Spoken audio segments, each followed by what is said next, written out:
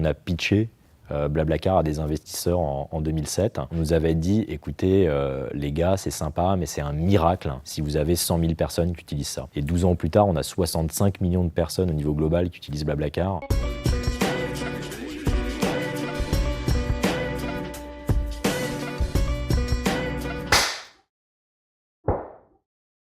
Blablacar, c'est un service très simple. On a des conducteurs d'un côté qui offrent leurs sièges disponibles dans leur voiture quand ils voyagent entre des villes et des passagers qui vont en fait réserver ces sièges disponibles et voyager ensemble en voiture. Maintenant, on va offrir plus que du covoiturage, on va aussi offrir du transport partagé en bus. Et donc finalement, on est en train de développer une vision plus large de mobilité partagée.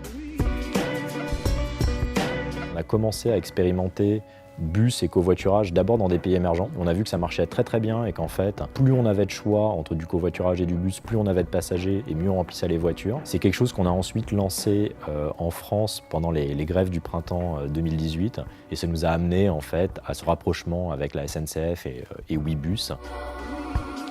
J'étais fils de prof et de médecin, donc je suis pas tombé dans la soupe très tôt. Je suis presque tombé par accident, je partais pour faire une thèse en fait, et j'ai découvert tout ce monde entrepreneurial de la Silicon Valley. C'était à l'époque de l'explosion de l'internet en 99-2000, et ça fait maintenant 18 ans que je navigue entre startups.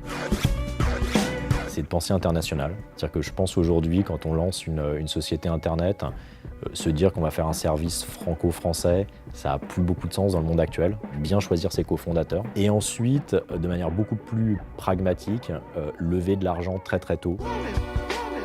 C'est que la croissance ne s'arrête pas en fait. Donc j'ai pas d'objectif en fait, c'est que ça continue.